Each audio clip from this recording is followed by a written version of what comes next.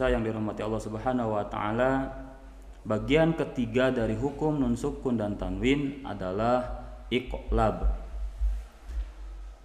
Iqlab secara bahasa dapat diterjemahkan sebagai tahwilu syai'i an wajhihi, yaitu memindahkan sesuatu dari tempatnya.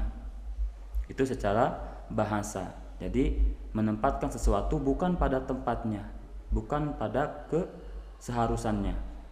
Akan tetapi yang dimaksud iqlab oleh hukum ilmu tajwid di sini adalah ja'lu harfin makana harfin ma'a mura'atil gunnah, yaitu menjadikan suatu huruf bukan pada tempatnya melainkan pada tempat huruf yang lainnya. Artinya kita melafalkan suatu huruf bukan pada tempatnya atau kedudukannya. Yang mana di sini hurufnya ada satu, yaitu ba. Jadi ketika ada nun sukun atau tanwin bertemu huruf ba, maka cara pelafalannya itu jangan lagi dijelaskan bunyi nun atau tanwinnya, akan tetapi masuk ke huruf ba dengan melafalkan huruf mim. Contoh, ada kata yan bawi. Yan bawi itu masih idhar. Ketika kita masuk ke iqlab, maka cara membacanya berubah menjadi yam bawi, atau min ba'di berubah menjadi mim ba'di. Nah, jangan lupa di situ mura'atil gunnah, dijaga gunnahnya. Atau sami'un basir berubah menjadi sami'un basir, sebagaimana dalam kaidah tajwid wasalisul iqlabu indal ba'i miman bigunnatin ma'al ikhfa'i. Di sini dijelaskan bagian ketiga dari hukum nun sukun dan tanwin adalah iqlab, yaitu ketika menghadapi huruf ba, maka tukarkan atau ganti makhraj nun atau tanwinnya tersebut ke mim disertai gunnah serta ikhfa, jadi agak samar, mim ba'di. Demikian penjelasan tentang hukum iqlab. Hadirin, bagian keempat dari hukum nun sukun dan tanwin adalah ikhfa. Hukum yang terakhir dari hukum nun sukun dan tanwin ini adalah ikhfa.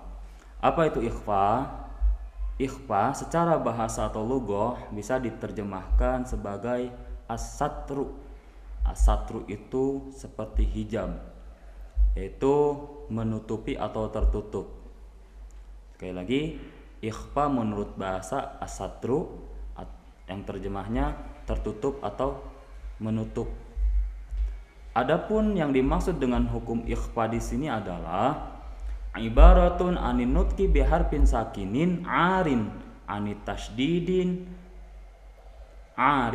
tasdidi ala sifati bainal idhar wal idgham ma'a mura'atil gunnah. Yaitu kurang lebih ikhfa yang dimaksud di sini adalah melafalkan bunyi huruf antara idgham dan idhar. Jadi kurang lebih bisa kita terjemahkan, kita artikan tidak jelas. Makanya ikhfa diartikan sebagai samar-samar. Kenapa dibilang samar? Karena idhar bukan, idgham pun bukan. Yang mana huruf ikhfa di sini ada 15. Tadi di awal dari huruf hijaiyah yang 28 sudah kita ambil ke huruf idhar 6, huruf idgham 6, huruf iqlab 1. Nah, selebihnya yang 15 itu masuk ke kategori huruf ikhfa. Untuk penyebutannya, untuk penghafalannya biar mudah kita sebutkan tiga-tiga, mulai dari berurutan dari ta. Ta, sa, jim, dal, zal, zai, sin, shin, shod, dod, to, zo, fa, kof, kaf. Saya ulangi, ta, sa, jim, dal, zal, zai, sin, shin, sod, dod, to, zo, fa, kof, kaf. Itu huruf-huruf ikhfa. Jadi di mana-mana apabila ada nun sukun atau tanwin bertemu salah satu huruf ikhfa yang 15 kita sebutkan tadi, maka cara membacanya harus disamarkan serta muraati gunah, dipertahankan gunahnya. Jadi jangan cepat-cepat. Contohnya seperti ada kalimat yan tahuna, ada nun sukun yan bertemu tahuna, bertemu huruf ta, yan tahuna, maka bacanya membaca nun sukunnya berubah menjadi samar sehingga berubah menjadi yang tahuna. Kemudian ada min tahtiha berubah menjadi min tahtiha. Wajannatin tajri berubah menjadi wajannatin tajri. Itu cara pelafalan ikhfa. Sebagaimana dalam kaidah warabiul ikhfa'u indal fadili minal hurufi wajibun lil fadili fi khamsatin min ba'di asrin ramjuha fi min hadal baiti qad domantuha. Nah, ini kaidah perumusan huruf-huruf ikhfa. Sip za sana kam jadda syakhsun qad sama dum thayyiban zid fi tuqon do 5. Itu ketentuan hukum bacaan ikhfa. Namun hukum ikhfa di sini terbagi menjadi 3 versi atau 3 bagian. Yang pertama ada yang akrob, yang kedua ada yang ausat, yang ketiga ada yang ab'an. Perbedaan dari 3 versi bacaan ini, yang akrob itu sesuai arti katanya, akrob itu dekat. Artinya cara pelafalannya itu antara makhraj huruf ikhfa yang termasuk hukum ikhfa akrob itu didekatkan dengan makhraj nun sukun atau tanwin, yang mana hurufnya ada 3, ta, to, dal. Jadi ketika kita melafalkan ikhfa dengan huruf yang 3 ini, maka makhrajnya itu dekat ke nun, dekat ke tanwin. Antara nun sukun dan tanwin ini berdekatan dengan makhraj huruf ikhfa akrob tadi, ta, to, dal. Contohnya yan tahuna yang tadi berubah menjadi yang tahuna, yang tahuna, tetap samar tapi tingkat kesamarannya itu lebih rendah karena makhrajnya berdekatan. Itu pengertian dari ikhfa akrob.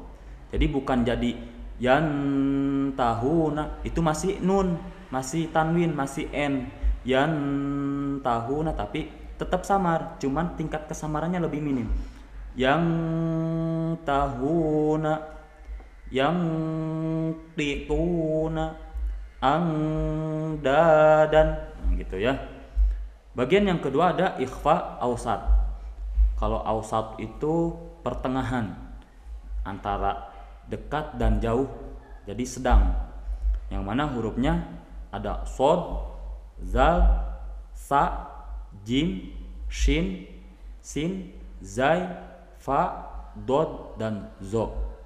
Kita hanya misalkan huruf qaf dan kaf. Nah, ke-10 huruf ini masuk ke kategori huruf ikhfa ausat, yang mana tingkat kesamarannya itu sedang. Contohnya wa yang surukum, wa yung ziru. Nah, jadi tingkat kesamarannya sedang. Yang jadi catatan, kita harus tetap muraati gunah, menjaga kadar gunahnya, jangan terburu-buru atau tergesa-gesa. Kemudian bagian yang terakhir dari ikhfa ada ikhfa ab'an. Tadi ada yang dekat, sedang, yang sekarang adalah ikhfa yang jauh. Jauh dari segi makhrajnya, makhraj nun sukun dengan makhraj huruf ikhfa-nya. Yang mana hurufnya ada 2, sisa yang dari yang tadi yaitu qaf dan kaf. Contohnya wayan kuduna dibaca menjadi wa yanquduna min qablikum dibaca menjadi min qablikum. Kemudian ada huruf kaf, wayan kusu dibaca menjadi wayang kusuna. In kuntum dibaca menjadi in kuntum. Nah, ini ada dua bacaan ikhfa yang berdekatan. Ada yang jauh, ada yang dekat, ada yang ab'ad, ada yang aqrab. Yang ab'ad di sini ada in kun, nun sukun bertemu kaf, kemudian kuntum, nun sukun bertemu ta. In kuntum. Nah, ada perbedaan dari tingkat kesamarannya. Demikian penjelasan tentang hukum bacaan ikhfa, yang mana ikhfa ini merupakan bagian keempat atau terakhir dari hukum bacaan nun sukun dan tanwin. Mudah-mudahan kita dapat menerapkan kaidah-kaidah hukum bacaan tadi dalam pembacaan Al-Qur'an kita sehari-hari.